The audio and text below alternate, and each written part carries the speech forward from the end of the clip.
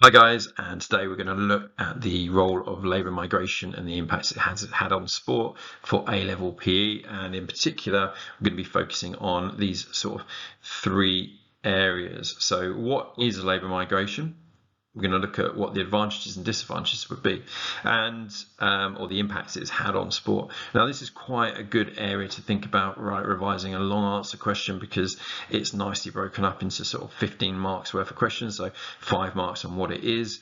The impacts can have the remaining 10 marks, so 5 on the advantages and 5 on the disadvantages. So let's start off with what it is. Okay, now whenever you get the question on labour migration, you want to start off with just being able to define it, and there's a couple of areas here. So we've got the idea of internationalisation of sports people, where we are crossing national borders for the purposes of sport. Now, there's two sort of ways that people will do this, and they'll either be representing teams, or they'll be going off to train at different countries. So I would always suggest it's worthwhile having an understanding or an example of a sports person you can link to for representing a team. So an easy one example, there's plenty out there, but Harry Kane, he's moved to Germany to represent Bayern Munich, but in other examples, I've looked up the current Oxford rowing squad. When you look at Oxford versus Cambridge boat race, and the squad is made up of people from Great Britain, USA, Netherlands, Germany, Australia, New Zealand, Belgium, and Switzerland. So it's not just a British thing. People will move across the national borders for their sports. People will move for training. So an example, if you're a skier in England, you won't train in England, you'll move to somewhere, maybe the Alps, to train, or somewhere in America where there's better conditions for training and skiing. Or you could, many athletes will get scholarships to US universities to train in their facilities. People maybe from poorer nations might move to US universities to do that. So it depends on what conditions and training opportunities there are.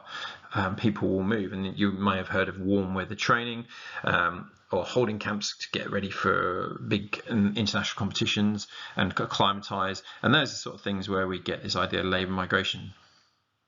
Now, the other areas you want to think about is who does it apply to, and it can be athletes and coaches, and you could give examples of professional athletes, professional coaches that have moved across national borders.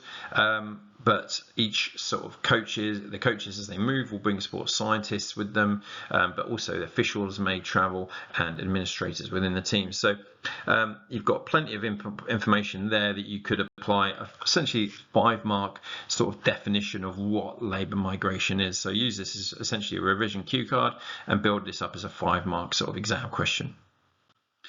The second half of the exam, you're going to be looking at the advantages, and then the third part of the exam, you'll be looking at the disadvantages. You can alternate whichever way you want, but the impacts it has had. Now, generally, let's just start with these light blue boxes here. Generally, the playing standards are going to improve because of labour migration. Premier League, for example, is now recognised as one of the best leagues in the world, or if not the best football league in the world, and as it's developed, more and more players have crossed national borders and labour migration to England to play in the Premier League, and without that you wouldn't have the world's best players in one league. Tactics and techniques are improved. So as someone moves in from another country, they bring their tactics and their techniques, particularly coaches who might have new ideas and new systems of play, and they will bring with them and change the ideas traditionally played in that country. And if you think about the Premier League now, and the number of foreign managers is quite staggering, and each of them has their own system in play and developing the game as we're going. We've talked about this already, but the weather conditions is an advantage. So you can move to more ideal weather conditions. So if you're like I say, a skier is the best example, or a winter sport, you move to a country where there is colder climate and able to train in those sports. Weaker nations will always improve.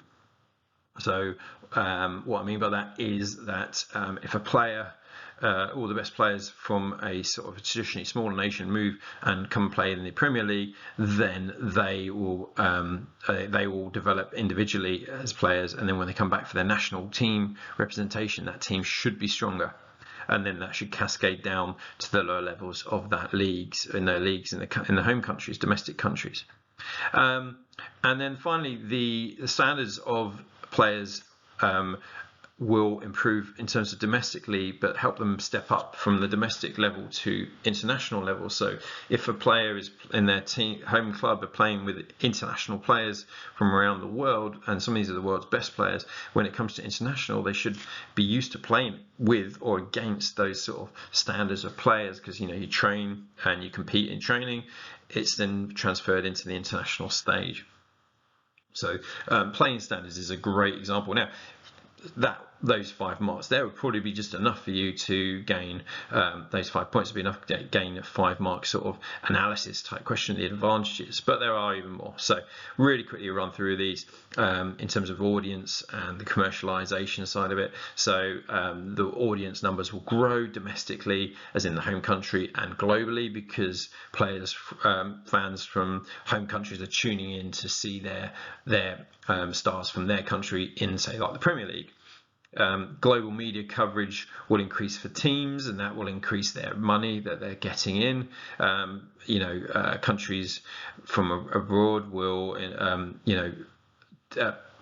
if the league TV companies will show matches for, say, Manchester United from different countries, so you can see, the coverage is increasing, and therefore the global profit for those teams is huge. Participation bases will always increase, so more on TV means a bigger participation base for anyone, really. And there's a huge commercial aspect, so sometimes shirt sales of a player will pay for their sort of transfer fee. So those are the sort of advantages to the teams and globally with the media sort of side of it. If we look at the individual players, we get things like attitudes improve. So people might change their training views, because players are coming from abroad and they're bringing different attitudes, and get the concept of training all day, for example, and then more of a professional approach to their training and their lifestyle, taken from different cultures from abroad, like improving diets and things like that. Opportunities for performers from poorer countries, so they can gain riches, but they have to leave their country to make more money in another league. Positive stereotypes and cultural understandings, that just breaks down the barriers to people, so we understand different cultures. People from different countries bring their cultures, and we get a better understanding and more integration of cultures and different people from different countries working together. Sometimes it is a positive for an individual to escape a political situation, war, things like that, where they're escaping their own countries to move to a new country. And there are greater opportunities for women in if there's labour migration, and particularly if British women move into America to play football. However, the development of football in the UK has been huge for women, but there are more opportunities for women, which is an important point.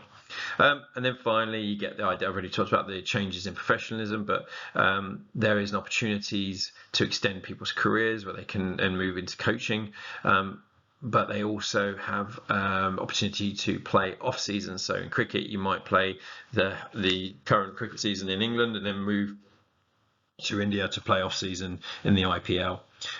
Wages will increase because you're bringing in best players in the world and paying them more money, and then that'll drive up the wages in the club. And then there is more opportunity to compete for other nations. Essentially, if you live in the country for long enough, you can then earn the right to become a citizen and then compete for that country. Now, disadvantages, they're slightly less, but there are at least 5 points that you need to remember for the disadvantages. But if you take for the fans, the ticket prices will go up because of commercialization, i.e., the money to pay for those players needs to be recouped, and therefore ticket prices tend to go up because of that reason. fans can start to resent the foreign players taking the spaces of their own talent, and fan affinity for the clubs. If there aren't many local talented players in their clubs, the fans can lose the affinity for their clubs. So yeah, it reduces the opportunities for homegrown talent, because it's maybe easier to buy a player cheaper from abroad rather than spend the time investing in the homegrown talent, and therefore those local players don't get the development that they deserve. The idea of national identity decreases because maybe your team is not made up from the home nation, and it's players from all over the world, and therefore they lack a national identity. We get the concept of plastic Brits, where the question, the plastic Brits is an exam, a word that comes up in the exam questions a fair bit, and it's the idea of representing Britain but not being born in Britain. And some of these players or athletes have been fast-tracked into the international teams by using their birthrights, like if they've got a British grandparent, and sometimes the sports look for athletes who may have that ability to represent Britain, and the question is it cheating really to fast track foreign athletes because we want them to represent Britain and have our better results in, say, the Olympics? There's a debate on that. Is it cheating? Now, some players get known as mercenaries who follow the money, so they'll just go from country to country and see who's going to pay them the more money, and that questions the loyalty and the patriotism of these athletes. And the real sufferers are the countries who are smaller nations, and their athletes leave their countries to represent other countries. So if you take, like in rugby, Fiji and Samoa, those athletes will leave their smaller nations to play in other leagues around the world, and then their sport suffers in that country because there isn't the player base there to sustain it and develop it.